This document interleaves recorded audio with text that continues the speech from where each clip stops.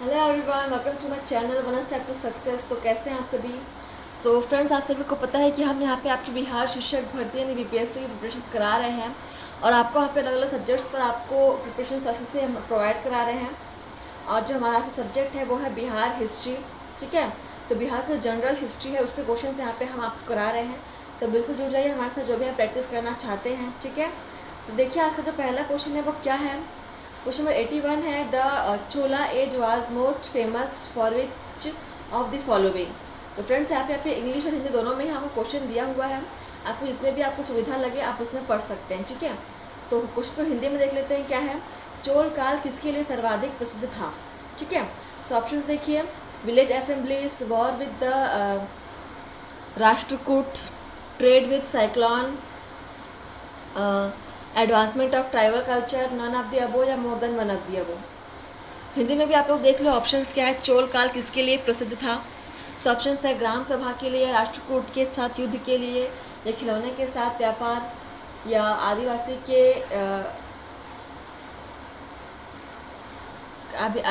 के कल्चर या संस्कृति के अभ्युदय के लिए। चलिए आंसर कीजिए।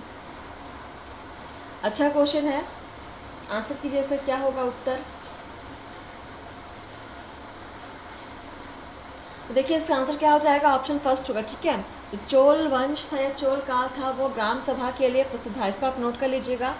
ठीक है, इंपॉर्टेंट क्वेश्चन को आप नोट डाउन करते चलेंगे फ्रेंड्स। ठीक है, तो देखिए अगला क्वेश्चन हमारा क्या है। बढ़ते हैं हम क्वेश्चन 82 की तरफ। The famous Chinese pilgrim Fa Hien visited India during the reign of.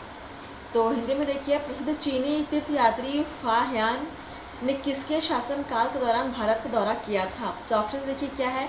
Chandragupta first, Chandragupta second, Ramgupta या Shrigupta, none of the above या more than one of the above. चलो बताओ किसके काल में यहाँ पे जो चीनी यात्री जो थे फायान, उन्होंने यात्रा किया था भारत का, किसके शासनकाल के दौरान किया था। इसको आप नोट कर लीजिएगा, क्वेश्चन इंपॉर्टेंट है। ठीक है, तो देखिए इसका आंसर क्या हो जाएगा, ऑप्शन बी इज करेक्ट। ठीक है, चंद्रगुप्त सेकंड के शासनकाल के दौरान जो चीनी यात्री फाहयान है उन्होंने यात्रा किया था, दौरा किया था। ठीक है, चलिए अगला क्वेश्चन देखिए। 83 का कहता है the division of Maurya society into 7 classes particularly mentioned in. तो हिंदी में देखते हैं क्वेश्चन इसका। मौर्य समाज का मौर्य समाज का 7 वर्गों में विभाजन वार्षिक रूप से किस में वर्णित है। ठीक है, तो किस में इनमें से वर्णित है कि मौर्य समाज का 7 वर्गों में विभाजन किया गया था। तो ऑप्शन देखिए। द कौटिल्य अर्थशास्त्र में, अशोका एडिक्ट्स या अशोक के अभिलेख में, द पुराण से पुराणों में, या फिर द इंडिका ऑफ मैगस्थनीस, जो मैगस्थनीस की इंडिका में, नन ऑफ द अबो। इनमें से कौन से एक अभिलेख है या किस पुराण में या फिर इस बुक में कौन सी चीज़ों में यहाँ पे वर्णित है कि अशोक का जो मौर्य समाज था उसको 7 वर्गों में वर्गीकृत किया गया है या 7 वर्गों में वर्णित है। क्वेश्चन है मौर्य समाज का 7 वर्गों में विभाजन विशेष रूप से किस में वर्णित है। चलिए आंसर कीजिए। आप लोग क्वेश्चन नोट करते चलिए। ठीक है, जो कि इंपॉर्टेंट है, इससे आपका एक पर्सनल नोट्स भी बनता जाएगा। देखिए इसका आंसर क्या हो जाएगा। क्वेश्चन नंबर यहाँ पे आपका था 83। ठीक है, तो आंसर हो जाएगा आपका देखिए ऑप्शन डी, मैगस्थनीस की indica, the indica of Megasthenes में ये सब वर्णित है। ठीक है, चलिए अगला क्वेश्चन देखिए। 84 क्या कहता है। Which of the following is और are the central point the Ashoka's क्या है ये, धम्मा। ठीक है, अशोकास धम्मा। तो इनमें से अशोक के धम्म में निम्नलिखित में से कौन से केंद्र हैं। तो बताइए अशोक के धम्म में इनमें से कौन से केंद्र हैं। ऑप्शंस हैं loyalty to the king, peace and non violence, respect to elders, religious toleration या all of the above. Hindi में देख लीजिए। राज्य के प्रति निष्ठा, शांति और अहिंसा, बड़ों का सम्मान करना, धार्मिक प्रचार, या फिर उपरोक्त सभी। तो इनमें से कौन से मुख्य केंद्र हैं जो अशोक के धम्म में हैं कि केंद्र बिंदु है, ठीक है। चलिए इसका आंसर क्या हो जाएगा, देखिए अशोक के धम्म के मुख्य केंद्रीय बिंदु क्या है, ये सभी हो जाएंगे, ठीक है। उसमें लॉयल्टी टू द किंग मतलब राजा के प्रति निष्ठा भी थी, शांति और अहिंसा भी थी, और बड़ों को सम्मान करना भी था, और रिलीजियस टॉलरेशन भी था, ठीक है। ये सभी आ जाएगा। चलिए अगला क्वेश्चन देखिए 85 हमारा, कौटिल्य अर्थशास्त्र इज अ बुक ऑन। तो हिंदी में क्वेश्चन है आपका, कौटिल्य की अर्थशास्त्र किस विषय पर आधारित पुस्तक है।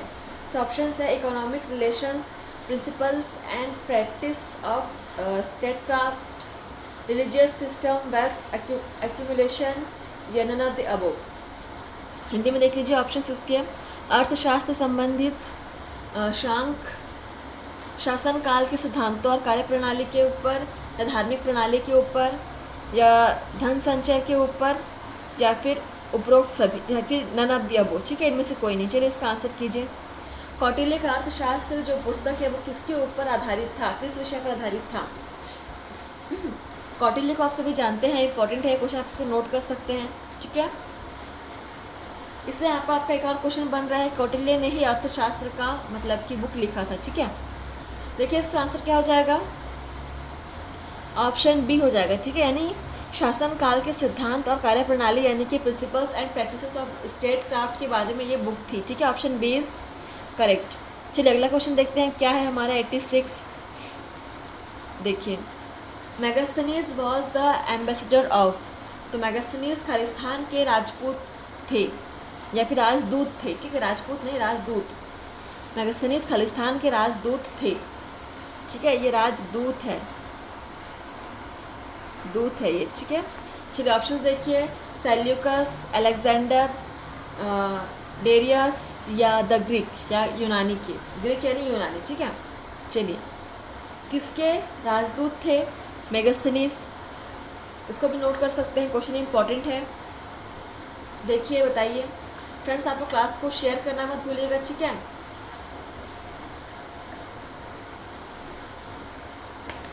देखिए इसका आंसर यहाँ पे क्या हो जाएगा, क्वेश्चन नंबर 86 का।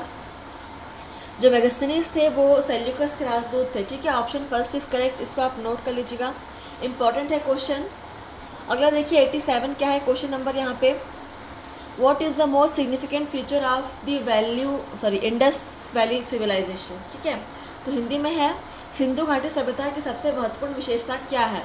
ऑप्शंस देख लेते हैं, बर्न ब्रिक बिल्डिंग्स, या फिर पक्की ईंटों की इमारत, सेकेंड बी है आपका फर्स्ट ट्रू आर्चेस, पहलवान वास्तविक मेहराब, पहला वास्तविक मेहराब, या फिर बिल्डिंग्स ऑफ वर्शिप, पूजा भवन, आर्ट्स एंड आर्किटेक्चर, या कला और वास्तुकला, नन ऑफ द अबव में से कोई नहीं। चलिए बताइए, आपको हिंदी इंग्लिश दोनों में क्वेश्चन ऑप्शंस दोनों दिख रहे हैं, आप लोग पढ़िए और आंसर कीजिए। बहुत ही अच्छा और इम्पोर्टेंट क्वेश्चन है, इसको भी आप नोट डाउन कर लीजिएगा, ठीक है। और फ्रेंड्स आप क्लास में मुझे बताएंगे कि आपको सेशन कैसा लगा। आपकी फीडबैक से हमारे लिए बहुत इंपॉर्टेंट है फ्रेंड्स, फीडबैक करना मत भूलिएगा, ठीक है। और डेली आप क्लास अटेंड कीजिए और ये क्वेश्चन आप सॉल्व कीजिए, फिर देखिएगा आपकी प्रैक्टिस कितनी परफेक्ट होती जाती है धीरे धीरे। देखिए इसका आंसर क्या हो जाएगा, जो सिंधु घाटी सभ्यता है उसकी सबसे महत्वपूर्ण विशेषता क्या थी, पक्की ईंटों की इमारत थी, ठीक है। So option first is correct, इसको नोट कर लीजिएगा। चलिए अगला क्वेश्चन देखिए 88, the economist who for the first time scientifically determined national income in India. तो हिंदी में है क्वेश्चन, किस अर्थशास्त्री ने भारत में सबसे पहले वैज्ञानिक दृष्टि से राष्ट्रीय आय की गणना की। सो ऑप्शन है D.R. गदगिल, V.K.R.V. राव, मनमोहन सिंह, या Y.V. अलग, ठीक है। चलिए आंसर कीजिए, कौन से यहाँ पे जो साइंटिस्ट, कौन सी इकोनॉमिस्ट थे, इकोनॉमिस्ट है, कौन से इकोनॉमिस्ट या आपके अर्थशास्त्र थे जिन्होंने सबसे पहले भारत में वैज्ञानिक दृष्टिकोण से राष्ट्रीय आय की गणना की थी, ठीक है, नेशनल इनकम की गणना की थी। चलिए आंसर कीजिए, इसको भी आप नोट कर लीजिएगा। देखिए इसका आंसर क्या हो जाएगा, ऑप्शन बी, ठीक है, V.K.R.V. राव थे।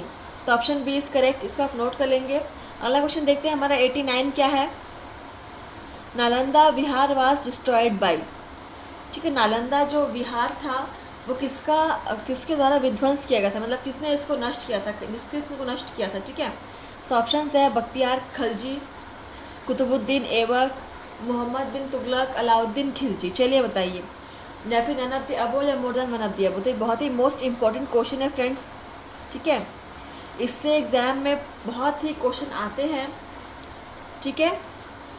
तो इनमें से कौन सा वो था शासक जिसने कि नालंदा विहार को नष्ट किया था, डिस्ट्रॉय किया था, चलिए बताइए। यहाँ पे आपको मैं आपको थोड़ा सा इजी कर देती हूँ, कुतुबुद्दीन ऐबक को काट दो और मोहम्मद बिन तुगलक को भी काट दो, ठीक है। अब बताओ ए और डी में ही आपका आंसर है, बख्तियार खिलजी या अलाउद्दीन खिलजी, चलिए बताइए। कन्फ्यूज़न हो रहा है? तो ऐसी कन्फ्यूज़न ना हो इसके लिए ज़रूरी है कि आप डेली क्लास प्रैक्टिस करें, अटेंड करें, ठीक है। प्रैक्टिस करेंगे तभी आपको चीज़ें याद रहेंगी। चलिए इसका आंसर देख लेते हैं क्या होगा। इसका आंसर होगा आपका ऑप्शन ए, बख्तियार खिलजी ने ही नालंदा विहार को नष्ट किया था, ठीक है। ऑप्शन फर्स्ट इज करेक्ट, उसको आप नोट डाउन करना मत भूलिएगा, इंपॉर्टेंट है। चलिए अगला देखिए, क्वेश्चन नंबर 90 क्या है आपका। Who was the last king of Karnataka dynasty, ठीक है। तो कर्नाटक वंश के अंतिम शासक कौन थे। सो ऑप्शन है हरिसिम्हा, रामसिम्हा, मतिसिम्हा या श्याम सिम्हा। चलिए बताइए, नन ऑफ द अबो या more than one of the above. तो इनमें से कौन से शासक थे जो कर्नाटक के अंतिम शासक थे। कर्नाटक डायनेस्टी, कर्नाटक वंश के अंतिम शासक कौन थे। क्वेश्चन को नोट कर लीजिएगा और राइट आंसर देखिए क्या होगा इसका। ऑप्शन फर्स्ट, ठीक है, हरिसिम्हा थे। Option first is correct. चलिए अगला क्वेश्चन देखिए, क्वेश्चन नंबर 91 क्या है यहाँ पे। Who was the founder of Karnataka dynasty, Karnataka वंश के संस्थापक कौन थे। सो ऑप्शन है नैनदेव, नरसिम्हादेव, विजयदेव या Haridev, none of the above या more than one of the above. चलिए आंसर कीजिए, कर्नाटक डायनेस्टी या कर्नाटक वंश के संस्थापक कौन थे।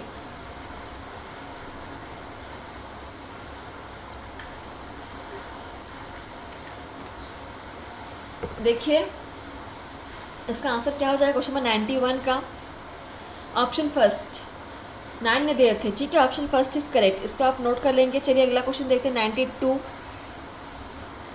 विच among the following viceroy period the title of Rai Bahadur and Khan Bahadur were began to conferred to India. तो हिंदी में क्वेश्चन है, निम्न में से किस वायसराय के कार्यकाल में भारतीयों को राय बहादुर और खान बहादुर उपाधियां प्रदान करना प्रारंभ हुआ। चलिए ऑप्शन से देखिए, Lord Ripon, Lord Lytton, Lord Mayo या Lord Dufferin, none of the above या more than one of the above. तो इसमें से किसके शासनकाल में वायसरायों को राय बहादुर और खान बहादुर के उपाधियां प्रदान करना प्रारंभ हुआ था। चलिए बताइए, नोट डाउन कर लीजिएगा इसको भी। और फ्रेंड्स आप लोग क्लास के एंड में मुझे कमेंट करके बताएंगे कि आपने कितने स्कोर किया है या फिर कितना क्वेश्चन आपका सही हुआ है, ठीक है, कितनी आपकी तैयारी हो रही है। चलिए देखिए इसका आंसर क्या हो जाएगा। Option B is correct, Lord Lytton के शासनकाल में ही भारतीयों को राय बहादुर और खान बहादुर की उपाधि देना प्रारंभ हुआ, ठीक है, Lord Lytton. Option B is correct. Question number 93 देखिए यहाँ पे क्या है। Who is known as father of द्वैध डायरची, ठीक है, फादर डायरची। सो हिंदी में है आपका क्वेश्चन, द्वैध शासन का जनक किसे माना जाता है। सो ऑप्शन है Lord Clive, Hector Munro, Lord Macaulay, sir Lionel Curtis.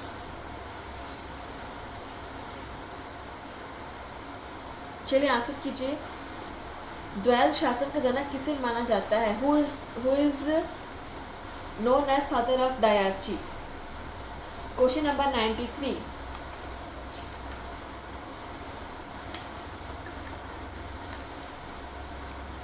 चलिए आंसर कीजिए, अच्छा क्वेश्चन है। देखिए ऑप्शन आपका क्या हो जाएगा, बिल्कुल option D is correct, sir Lionel Curtis हो जाएगा, ठीक है। ऑप्शन डी इज करेक्ट, इसको नोट कर लीजिएगा। चलिए अगला क्वेश्चन देखते हैं 94 देखिए, विच among the following year Santhal revolt was awkward. तो यहाँ पे देखते हैं हिंदी में क्वेश्चन, निम्न में से संथाल विद्रोह कब हुआ था? सो किस सन में संथाल विद्रोह हुआ था? ऑप्शंस देखिए यहाँ पे 1831 से 32 एडी, 1844 से 46 एडी, 1851 से 52 एडी, 1855 से 56 AD and none of the above. चलिए आंसर कीजिए। संथाल रिवोल्ट संथाल विद्रोह कब हुआ था? इसको भी नोट कर लीजिएगा, इम्पॉर्टेंट है। और देखिए इसका आंसर क्या हो जाएगा, ऑप्शन डी हो जाएगा, ठीक है। 1955 से 56 एडी ईस्वी, ऑप्शन डी इज करेक्ट, ठीक है। चलिए अगला क्वेश्चन देखिए। अखिल भारतीय किसान Congress was founded in, Hindi में है क्वेश्चन, अखिल भारतीय किसान कांग्रेस का गठन किया गया था। सो ऑप्शंस है 1936 AD, 1939 AD, 1942 AD, 1945 AD, none of the above या more than one of the above. तो कब किया गया था अखिल भारतीय किसान कांग्रेस का गठन? क्वेश्चन ये भी इंपॉर्टेंट है, इसको भी आप नोट डाउन कर लेंगे, ठीक है। और देखिए इसका आंसर क्या हो जाएगा, 1936 एडी, ठीक है। ऑप्शन फर्स्ट इज करेक्ट, इसको नोट कर लेंगे। चलिए अगले क्वेश्चन की तरफ बढ़ते हैं हम लोग। क्वेश्चन नंबर 96 देखिए यहाँ पे क्या है, जसवंत एंड दसावन, ठीक है, famous painters were courtier of Mughal emperor. Jaswant और दसावन जो प्रसिद्ध चित्रकार थे मुगल सम्राट के राज दरबारी थे। तो किस मुगल सम्राट राज दरबारी थे बोल रहे हैं? तो ऑप्शन है अकबर, जहांगीर, शाहजहां या Aurangzeb, none of the above या more than one of the above. तो इनमें से किस मुगल सम्राट के राज दरबारी थे ये दोनों, जसवंत और देसावन? चलिए बताइए। जो फेमस पेंटर थे, ठीक है, यहाँ पे दिया हुआ है देखो, फेमस चित्रकार थे वो, ठीक है। चलो बताओ इसका आंसर, इसको भी नोट डाउन कर लो, एग्जाम में बनने के चांसेस इसके हैं बहुत ज़्यादा। और हम यहाँ पे आपके जो बिहार बीपीएससी में जनरल हिस्ट्री के जो क्वेश्चंस आते हैं, जनरल हिस्ट्री, उसके यहाँ पे क्वेश्चंस आपके सॉल्व करा रहे हैं, ठीक है। आप डेली यहाँ प्रैक्टिस कर सकते हैं, जुड़ जाइए हमारे साथ, यहाँ पर डेली प्रैक्टिस कीजिए फ्रेंड्स। देखिए इसका आंसर क्या हो जाएगा, ऑप्शन फर्स्ट, अकबर के दरबार के दोनों थे, ठीक है। So option first is correct, Akbar. चलिए अगला क्वेश्चन देखिए क्या है, 97, which among the following kings reign Persian traveller Abdur Razzaq came to India. जो फारसी यात्री है अब्दुर्रज़ाक, वो भारत में किस राजा के शासनकाल में आया था? तो ऑप्शंस है Devaraya first, Krishnadevaraya first, Devaraya second या Krishnaraya second, none of the above या more than one of the above. एक पार्सियन यात्री या फारसी यात्री थे अब्दुर्रज़ाक, वो किसके शासनकाल में भारत में आया था? नोट कर लीजिए, क्वेश्चन को इम्पोर्टेंट है ये भी। तो देखिए इसका आंसर क्या हो जाएगा, आप लोग कोशिश कीजिए आंसर करने की, ठीक है। देखिए इसका आंसर क्या होगा, ऑप्शन सी, ठीक है, देवराय सेकंड, ठीक है। देवराय सेकंड के काल में ये अब्दुर्रज़ाक फारसी यात्री इंडिया भारत में आया था, ठीक है, ऑप्शन सी इज करेक्ट। चलिए अगला क्वेश्चन देखिए, 98 नंबर क्वेश्चन देखते हैं क्या है, who was the founder of Bahmani kingdom, ठीक है, बहमानी राज्य का संस्थापक कौन था? बहमानी राज्य। सो ऑप्शंस है अलाउद्दीन हसन, फिरोज शाह, मोहम्मद गावा, असफ खान। चलिए बताइए, नन ऑफ द अबो या more than one of the अबो। इनमें से किसने बहमानी राज्य का स्थापना किया था या संस्थापक थे? क्वेश्चन को नोट कर लीजिएगा, ठीक है। और जितना हो सके आप क्लास को शेयर कीजिए, लाइक सब्सक्राइब करना मत भूलिएगा फ्रेंड्स, ठीक है। देखिए इसका आंसर क्या हो जाएगा, बिल्कुल option first is correct, Alauddin Hasan हो जाएगा, ठीक है। आंसर आपका अलाउद्दीन हसन है। चलिए अगला क्वेश्चन देखिए, 99 आपका दीवान अर्ज, ठीक है, डिपार्टमेंट वाज एसोसिएट विद। जो दीवान अर्ज है वो विभाग संबंधित था किससे? सो ऑप्शंस है रॉयल कॉरेस्पोंडेंस से, फॉरेन से, defence, finance, none of the above या more than one of the above. Hindi में देखो ऑप्शन, शाही पत्राचार से, विदेश विभाग से, विदेश विभाग से, या रक्षा विभाग से, या वित्त विभाग से। इनमें से कोई नहीं है, इनमें से एक से अधिक। चलो बताओ, दीवाने अर्ज कौन से विभाग से संबंधित था? क्वेश्चन ये भी इंपॉर्टेंट है फ्रेंड्स, बता दूं आपको। एग्ज़ाम में ये भी आया हुआ है, ठीक है। आपके क्वेश्चंस जो है बहुत चुनिंदा क्वेश्चंस यहाँ पे छाट के लाए हुए हैं, जो एग्ज़ाम में आने के चांसेस भी हैं, और कई क्वेश्चंस यहाँ पे एग्ज़ाम में रिपीट भी हुए हैं, ठीक है। देखिए इसका आंसर क्या हो जाएगा, दीवाने अर्थ संबंधित किससे है, रक्षा विभाग से, ठीक है। Option C is correct, note कर लीजिएगा। चलिए अगला क्वेश्चन देखिए, यहाँ पे क्वेश्चन नंबर 100 आ रही है, आज का हमारा लास्ट क्वेश्चन है। देखिए क्या है, which type of land was called अपराहत, अपराहत है ना, अग्रहत है ये, अग्रहत। सो ऑप्शन है without cultivated forest land, irrigated land, dense forest land, cultivated land, none of the above या more than one of the above. जो आपका इंग्लिश में था क्वेश्चन, अब थोड़ा हिंदी में देख लेते हैं हम। चलिए हिंदी में देखिए क्वेश्चन को, किस प्रकार की भूमि को अग्रहत कहा जाता था। ऑप्शन है बिना जोती हुई जंगली भूमि, सिंचित भूमि, घने जंगल वाली भूमि, जोती हुई भूमि। चलिए आंसर कीजिए, या इनमें से कोई नहीं है, इनमें से अधिक। चलिए बताइए, तो इसका आंसर हो जाएगा फ्रेंड्स यहाँ पे देखिए ऑप्शन ए, ठीक है। ऑप्शन फर्स्ट इज करेक्ट, बिना जोती हुई जंगली भूमि को हम किसे कहते हैं, अग्रहत कहते हैं, ठीक है। तो चलिए सेशन आपका यहाँ पे समाप्त होता है फ्रेंड्स। आपने कितने क्वेश्चन सॉल्व किए हैं हमें कमेंट के माध्यम से बताइएगा, और ऐसे ही आप लोग पढ़ते रहिए, मेहनत करते रहिए, प्रिपरेशन करते रहिए, ठीक है। और क्लास को लाइक शेयर सब्सक्राइब करना मत भूलिएगा। थैंक यू फ्रेंड्स, मिलते हैं आपसे नए सेशन में। तो आज के लिए बस इतना ही, धन्यवाद, बने रहिए आप लोग ऐसे ही।